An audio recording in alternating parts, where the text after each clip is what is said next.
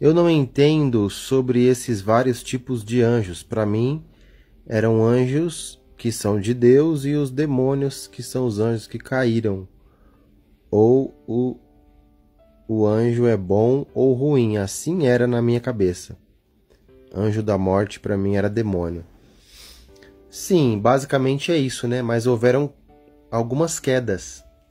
Bom, tem os anjos que caíram na rebelião de Lúcifer, que é 1/3 dos anjos. O livro de Enoque fala sobre mais 200 anjos que caíram na rebelião de Samiasa ou Samihasa. Tá? Foi resumido, muito resumido em Gênesis 6, né? Versículo 6, 7 e 8 ali fala sobre os filhos de Deus que tomaram as filhas dos homens. Em Apocalipse, você vai descobrir que tem 2 anjos amarrados debaixo do grande rio Eufrates. Que Apocalipse não explica por que eles estão amarrados e em qual rebelião eles caíram, mas a classe deles, por ser mais alta ou por ser anjos mais ruins, estão presos lá, né? E os 200 anjos que caíram com Samiasa também são liberados em Apocalipse quando aquele anjo desce do céu com uma chave e abre o poço do abismo, né? Samiasa está amarrado no poço do abismo.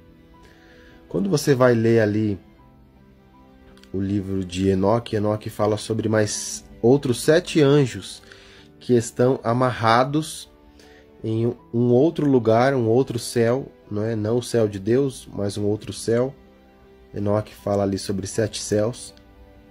Os judeus falam sobre 3, né? O apóstolo Paulo fala sobre 3 também, 3 céus, né? E algumas culturas falam que, na verdade, esses 7 céus que Enoque viu seriam 7 planetas que os antigos chamam de estrelas errantes. Que algumas interpretações de Enoque dizem que o que a gente vê como planetas, né? Mercúrio, Vênus, Saturno, seriam prisões de algumas classes de anjos. Então, houveram algumas rebeliões, né? A rebelião de Lúcifer acabou desencadeando outras coisas depois, né? Tá, então vamos lá. Esse anjo que eu falei nesse texto onde você comentou, o destruidor, ele trabalha para Deus. Está escrito lá em Isaías. Deus fala, eu também criei o destruidor para destruir. Está lá em Isaías. O destruidor é um anjo de Deus, é um anjo que Deus chama ele para executar situações extremas, né?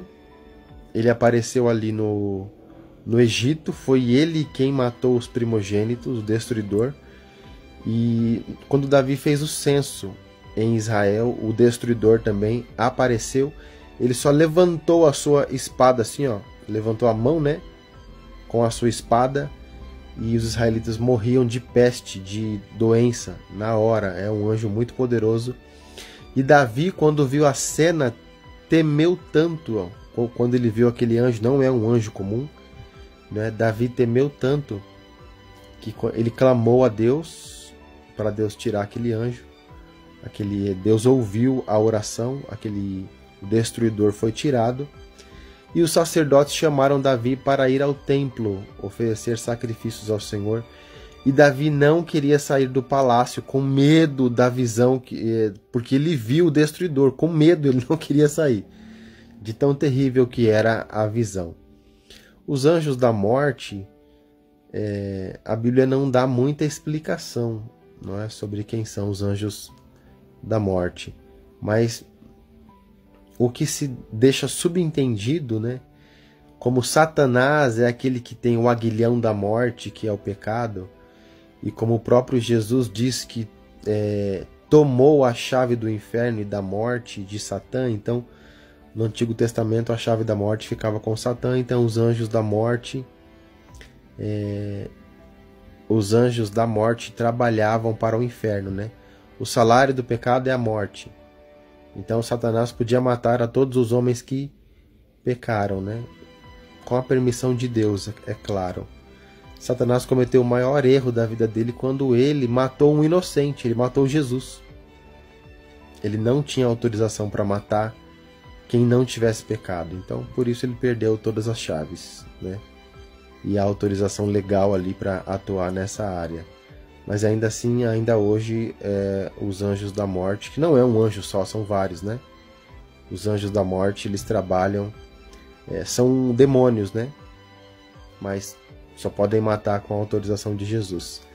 E você sabe por que a morte carrega uma foice? Lá no livro de Eclesiastes fala que quando você morre é cortado o cordão de ouro. Então, existe uma ligação entre o nosso corpo e o nosso espírito.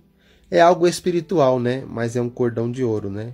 Mesmo que o seu espírito saia do corpo e vá para outro lugar, em viagem astral ou em visão da parte de Deus, tem uma pequena linha dourada que liga os dois, né?